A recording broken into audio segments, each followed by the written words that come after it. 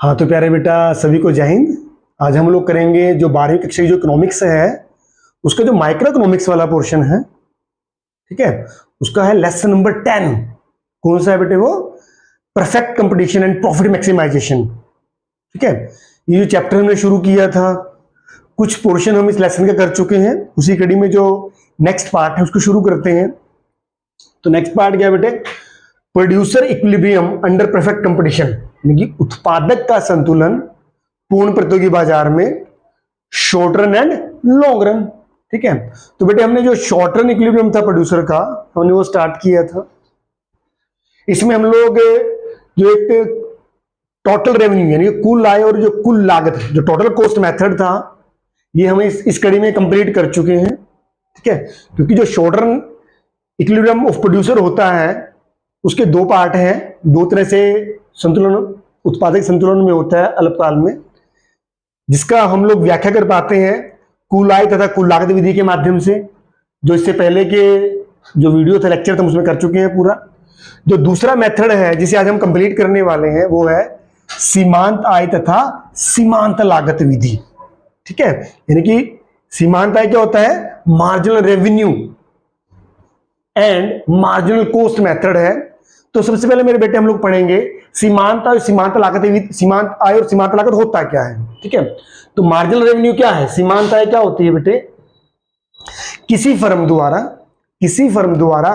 एक वस्तु की अतिरिक्त बिक्री करने से, एक फर्म द्वारा किसी वस्तु की एक अतिरिक्त बिक्री करने से कुल आय में जो अंतर आता है वो क्या कहलाता है? सीमांत आय कहलाता है। देखिए क्या होता है formula, total revenue equal to T R N. अब टी आर क्या है यहां पे बेटे? कुल आय है। एन क्या है यहां पे? वस्तुओं की मात्रा है जो आप वर्तमान समय में बेचते हैं। ठीक है, माइनस टी आर कुल आय एन माइनस वन। एन फिर बताता हूं, यहां वस्तुओं की मात्रा है जो इसे जस्ट पिछले पीरियड में आपने सेल की है। ठीक है ना, तो सीमांत आय क्या हो गया? T R N minus T R N minus one, यानी कि एक अतिरिक्त वस्तु की बिक्री करने से कुल आय में जो अंतर आता है वो क्या कहलाता है? सीमांत आय कहलाता है। इसी प्रकार बेटा क्या है? मार्जिनल कॉस्ट, सीमांत लागत क्या होता है? एक अतिरिक्त वस्तु को प्रोड्यूस करने से, मतलब पैदा करने से, एक अतिरिक्त वस्तु को प्रोड्यूस करने से कुल लागत में जो अंतर आता है, टोटल कॉस्ट में जो डिफरेंस आता है, उसे क्या बोलते हैं बेटे? सीमांत लागत कहेंगे। जैसे TCN minus TCN minus one. ठीक है मेरे बेटा, जो MR TRN minus TRN minus one, ऐसे ही सीमांत लागत क्या हो जाएगी? TCN minus TCN minus one. तो जब हम एक उत्पादक के संतुलन की बात करते हैं बेटे, प्रोड्यूसर इक्विलिब्रियम की बात करते हैं, तो दो मेथड्स हमने यूज किए जाते हैं। पहला क्या है? जब जो कुल आय है और कुल लागत विधि, ये टीआर और जो टोटल कॉस्ट मेथड है, इसकी हमने बात की है कि एक उत्पादक संतुलन में कब होता है। ठीक है, इसी प्रकार जो दूसरा बड़ा प्रचलित मेथड है उसमें हम लोग पता लगाते हैं, उत्पादक संतुलन की बात करते हैं किस मेथड के माध्यम से? सीमांत आय और सीमांत लागत विधि के माध्यम से। ठीक है, इसमें लोग पता लगाते हैं कि कब उत्पादक को अधिकतम लाभ मिल रहे होते हैं। जब हम संतुलन की व्याख्या करते हैं तो सीमांत आय और सीमांत लागत विधि के माध्यम से हम लोग ये पता करने का प्रयास करते हैं ऐसी कौन सी अवस्था होती है जिस अवस्था में किसी उत्पादक को मैक्सिमम प्रॉफिट मिल रहे होते हैं, या वो क्या होता है? न्यूनतम हानि यानी कि मिनिमम लॉस की अवस्था में होता है। ठीक है मेरे बेटा, तो आइए अब इसके बारे में चर्चा करते हैं। तो तीन तरह की अवस्थाएं होती हैं जब हम लोग इस मेथड की बात करते हैं। फर्स्ट क्या है बेटे? यदि सीमांत आय सीमांत लागत से अधिक है। हाँ मेरे बेटा, तीन पोजीशंस होती हैं। फर्स्ट पोजीशन क्या है? व्हेन MR, जो सीमांत आय है, when MR is greater than MC। When MR जो मार्जिनल कॉस्ट है सीमांत लागत से अधिक होती है तो क्या होता है? देखिए बेटे, अब सीमांत आय अधिक है सीमांत लागत से, तो ऐसी अवस्था में क्या होता है कि जो फर्म द्वारा जो वस्तुएं प्रोड्यूस की जाती हैं एक अतिरिक्त इकाई की बिक्री करने से, यानी कि कुल आय ज्यादा है, कुल आय ज्यादा है और जो अतिरिक्त वस्तु प्रोड्यूस की उसकी जो लागत है वो क्या है, वो कम है। जैसे मैं कहता हूं कि अतिरिक्त इकाई की बिक्री करने से किसी फर्म को 10 रुपए की इनकम होती है, ठीक है। एमआर क्या है, 10 रुपीज है, पर जिस वस्तु को आपने 10 रुपए में बेचा है उस वस्तु की लागत मैं कहता हूं 7 रुपए है। बात समझ में आ रही है? जिस अतिरिक्त वस्तु को आपने सेल किया है उससे आय कितनी होती है आपको 10 रुपए, तो उसकी लागत कितनी है उसको प्रोड्यूस करने की, उस अतिरिक्त वस्तु को 7 रुपए। तो ऐसी अवस्था में क्या है, उत्पादक को 3 रुपए का लाभ है। समझ में आ रही बात क्या है? जो सीमांत आय है सीमांत लागत से वो 3 रुपए ज्यादा है। इसका मतलब क्या होता है बेटे, इसका मतलब होता है जो प्रोड्यूसर होता है, उत्पादक होता है, कहीं ना कहीं जिन वस्तुओं को उत्पादन करता है उसको वो बढ़ाएगा, उत्पादन को बढ़ाने में बेनिफिट है। क्यों बेनिफिट है? क्योंकि जो प्रति इकाई वस्तु जिनको वो सेल करता है उनसे उसको इनकम ज्यादा होती है और उनकी लागतें कम है। बात समझ में आ रही है? तो कहने का अभिप्राय क्या है, जब सीमांत आय यानी कि मार्जिनल रेवेन्यू मार्जिन कॉस्ट से ज्यादा होती है, ऐसी अवस्था में क्या टेंडेंसी पाई जाती है उत्पादक के मन में, टेंडेंसी पाई जाती है कि वो वस्तुओं का उत्पादन बढ़ाने के लिए एनकरेज्ड होता है, प्रोत्साहित होता है, ठीक है। ऐसी अवस्था में क्या करेगा, वस्तु और सेवाओं का उत्पादन वो बढ़ाएगा, ठीक है मेरे बेटा। दूसरी अवस्था क्या है, यदि सीमांत आय सीमांत लागत से कम है, when marginal revenue is less than marginal cost, तब क्या होता है?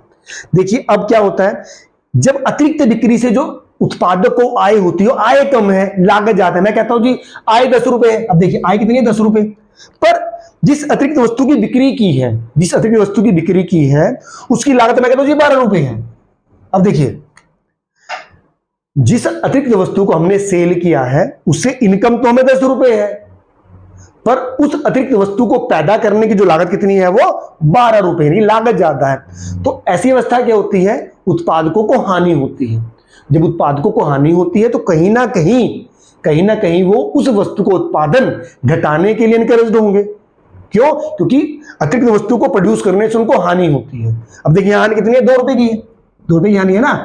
तो उत्पादक क्या करेगा, उत्पादन को घटाना पसंद करेगा। घटाना क्यों पसंद करेगा? क्यों? क्योंकि अगर वो प्रोडक्शन बढ़ाता है उतना ही करता है तो अतिरिक्त वस्तु को प्रोड्यूस करने से लॉस हो रहा है, तो कोई भी प्रोड्यूसर लॉस में रहना नहीं चाहता, वो लॉस को कम करना चाहता है। ऐसी अवस्था में प्रोडक्शन को घटाने की टेंडेंसी रहती है प्रोड्यूसर्स की, ठीक है मेरे बच्चे। अब मेरी बात कहती थी, सॉरी बेटा, तीसरी बात क्या है, तीसरा है सीमांत आय सीमांत लागत के बराबर होती है। हाँ बेटा, तीसरी अवस्था क्या है, एक ऐसी अवस्था जिसमें अतिरिक्त वस्तु की बिक्री से जो आपको आय होती है वो अतिरिक्त वस्तु को प्रोड्यूस करने की लागत के बराबर होगी। यानी कि जब जो सीमांत आय है सीमांत लागत के बराबर होती है, तो वैसी अवस्था क्या होती है, ऐसी अवस्था में फर्म को क्या मिल रहे होते हैं, अधिकतम लाभ प्राप्त हो रहे होते हैं। यानी कि इनकम भी 10 रुपए है अतिरिक्त वस्तु को बेचने से, और उस वस्तु की लागत भी कितनी है, 10 रुपए है। तो ऐसी अवस्था क्या होती है, जब MC इज इक्वल यानी MR/MC के बराबर होता है, ऐसी अवस्था में किसी उत्पादक को अधिकतम लाभ मिल रहे होते हैं, यानी कि मैक्सिमम प्रॉफिट मिल रहे होते हैं। या फिर क्या होता है, ऐसी अवस्था में होता है जब जो उसका लॉस होता है वो क्या होता है, मिनिमम होता है, ठीक है। तो बेटा पहली कंडीशन क्या होगी उत्पादक के संतुलन की, जब MC MR के बराबर है, यानी कि MR/MC के बराबर है, ठीक है बेटा। ये क्या आपकी फर्स्ट ऑर्डर कंडीशन है। फर्स्ट ऑर्डर की कंडीशन क्या है उत्पादक के संतुलन की, जब MC यानी कि मार्जिनल कॉस्ट मार्जिनल रेवेन्यू यानी कि जो सीमांत लागत है सीमांत आय के बराबर होती है, ठीक है मेरे बेटा। ये क्या है आपकी फर्स्ट ऑर्डर कंडीशन है, पर जो ये कंडीशन है सफिशिएंट नहीं है, पर्याप्त नहीं है। क्यों नहीं है, ठीक है। फर्स्ट ऑर्डर कंडीशन क्या है आपकी, यहां MC MR के बराबर हो। ये कैसी अवस्था जहां पर उत्पादक क्या मिल रहे होते हैं, अधिकतम लाभ मिल रहे होते हैं या न्यूनतम हानि हो रही होती है। परंतु ये क्या है, जरूरी कंडीशन तो है पर पर्याप्त कंडीशन नहीं है। पर्याप्त कब होगी, जब MC कर्व MR को नीचे से काटेगा। बात समझ में आ रही है। First order condition when MC is equal to MR। Second order condition क्या है, जो जरूरी है MC MR को नीचे से काटे। सेकंड ऑर्डर कंडीशन क्या होगी, MC curve cuts MR from below. कहने का अभिप्राय क्या है, जो सीमांत लागत कर्व है, सीमांत आय कर्व को, एमआर कर्व को कहां से काटे, वो नीचे से काटे। ठीक है बात मेरे बेटा। तो बेटे अब हम इसी बात को, जो भी हमने समझाया है, इसी बात को हम लोग डायग्राम के माध्यम से समझने का प्रयास करते हैं। देखिए ये आपके बेटे OX है, ये OY है। यहां पर आप क्या लेंगे, रेवेन्यू ले लेंगे और कॉस्ट ले लेंगे। ठीक है, OY पे हम लोग क्या मापते हैं, क्या मेजर किया हमने, रेवेन्यू और कॉस्ट, यानी कि आय और लागत। यहां पर हम लोग क्या ले लेते हैं बेटे, आउटपुट ले लेते हैं। ठीक है मेरे बेटा। जब हम लोग पूर्ण प्रौद्योगिकी बाजार के संतुलन की बात करते हैं, तो जो AR is equal to M होता है वो OX के पैरेलल होता है। ये OP है, ये AR is equal to MR। कहने का मतलब क्या, ये MR कर्व है आपका। ओके, जब हमने लागतों वाला चैप्टर किया था तो हमने मार्जिनल कॉस्ट की बात भी की थी। यू शेप का होता है ये भी, ये सीमांत लागत कर्व। ये क्या है आपका, मार्जिनल कॉस्ट कर्व। तो यहां पर हमें क्या नजर आता है, जो मार्जिनल कॉस्ट कर्व है, जो मार्जिनल कॉस्ट कर्व है, कहीं ना कहीं जो MR कर्व है उसको दो बिंदु पर टच करता है। फर्स्ट ये हो गया, मान लीजिए इसका नाम T है। ओके, एक यहां पर हो गया, मान लीजिए इसका नाम क्या है, E। बात समझ में आ रही है। तो जो मार्जिनल कॉस्ट कर्व है, कहीं ना कहीं जो MR कर्व है, ये आपका MR कर्व है ये। ठीक है, MR कर्व को दो बिंदुओं पर टच करता है। एक तो मेरे बेटे आपका T पर टच करता है, दूसरा कहां पर टच करता है, वो E पर। ठीक है, अब संतुलन की अवस्था क्या होगी, संतुलन की अवस्था की बात करते हैं। पहली कंडीशन क्या है, MC MR के बराबर हो। MC MR के बराबर हो तो T पर और E पर जो सीमांत लागत कर्व है, सीमांत आय के बराबर है। जब T पर हम लोग टच करते हैं तो ये यहां पर प्रवण ले रहा है, तो OQ वस्तुओं का उत्पादन होता है। ठीक है, जब हमने E पर टच किया तो मान लीजिए यहां पर क्या होता है, OQ1। देखिए OQ1 वस्तु का उत्पादन होता है। ठीक है, तो एक एक करके चर्चा करते हैं। मान लीजिए मैं T पॉइंट की बात करता हूं। T पॉइंट पर फर्स्ट ऑर्डर कंडीशन पूरी होती है, MC MR के बराबर है। ठीक है, पर यह उत्पादक के संतुलन की अवस्था नहीं हो सकती। क्यों नहीं हो सकती, क्यों, क्योंकि जब जो प्रोड्यूसर अपने वस्तु के उत्पादन को OQ से बढ़ाता है, OQ से बढ़ाता है और OQ तक लेके जाने का प्रयास करता है, तो कहीं ना कहीं क्या होता है, जो सीमांत लागत है, मतलब OQ से जब उत्पादन बढ़ाता है, जो सीमांत लागत है वो घट रही है। जब सीमांत लागत घटती है, देखिए सीमांत लागत नीचे है और सीमांत आय क्या है, ऊपर है, तो कहीं ना कहीं अतिरिक्त वस्तु की बिक्री करने से फर्म के प्रॉफिट बढ़ रहे हैं और जो प्रति इकाई लागतें हैं, जो अतिरिक्त वस्तु को प्रोड्यूस करने की, वो क्या हो रही है, कम हो रही है। कहने का अभिप्राय क्या है, ये T पॉइंट है, संतुलन का पॉइंट नहीं हो सकता, क्योंकि ये first order condition MC MR के बराबर है, पूरा करता है। परंतु जब फर्म, क्योंकि ये T पॉइंट पर OQ वस्तु का उत्पादन होता है, जब एक फर्म अपना उत्पादन OQ से बढ़ाती है तो कहीं ना कहीं क्या होता है, फर्म की जो सीमांत लागतें हैं वो घट रही हैं, जिसे प्रति इकाई उसके प्रॉफिट बढ़ रहे हैं, तो फर्म यहां से प्रोड्यूसर प्रोडक्शन बढ़ाएगी।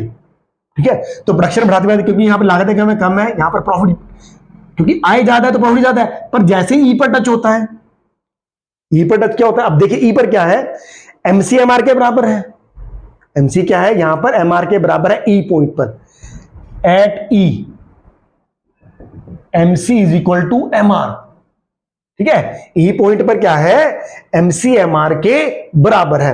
और जो अपनी सेकंड ऑर्डर कंडीशन क्या है, कि जो सीमांत लागत कर्व होता है उसका जो ढाल धनात्मक मतलब बढ़ती हुई होनी चाहिए, यानी कि MC कर्व MR को नीचे से काटे। तुम लोग क्या दिखते हैं, जो MC कर्व है MR को नीचे से काट रहा है। कहां पर, at point E MC curve cuts MR curve from below.